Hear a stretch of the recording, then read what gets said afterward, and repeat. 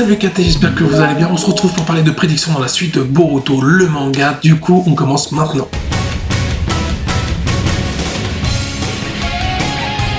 Jiraiya est-il toujours en vie? Alors je sais que dans l'anime actuellement vous avez découvert Kajin Koji il n'y a pas très longtemps et dans le manga ça fait un moment et on s'est toujours posé la question est-ce que Kajin Koji n'était pas réellement Jiraiya? Finalement on a appris que c'était un clone de Jiraiya. Mais j'ai plusieurs questions à cela. Kajin Koji il a été créé quand? Est-ce que c'était encore quand au moment où Jiraiya était toujours vivant? Mais moi je me pose la question, si on a prélevé l'ADN, les cellules de Jiraiya pour composer Kajin Koji, est-ce que Jiraiya était forcément d'accord? Parce que moi je doute que Jiraiya se soit laissé prendre ses données, son ADN et ses cellules.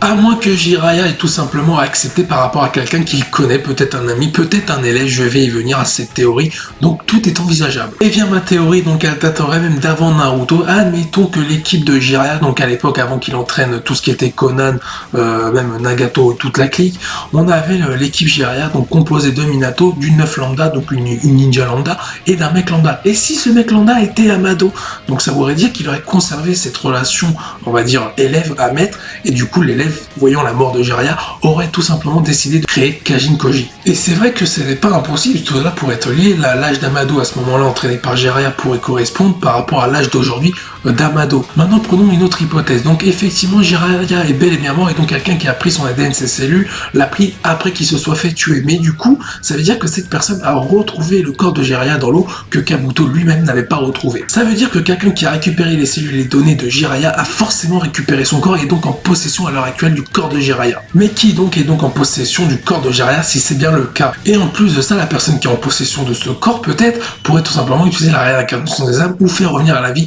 de Jiraiya par une autre façon différente, peut-être grâce à l'ère des ninjas ou l'ère de la technologie. Et peut-être qu'on aurait le droit, ça c'est pour le kiff, à un combat vers la fin du manga, un Kajin Koji versus Jiraiya. N'hésite pas à venir en commentaire, donner ton avis, ton point de vue, je viendrai débattre avec toi avec grand plaisir. Sur ce, je vous dis à la prochaine, portez-vous bien, salut les KT.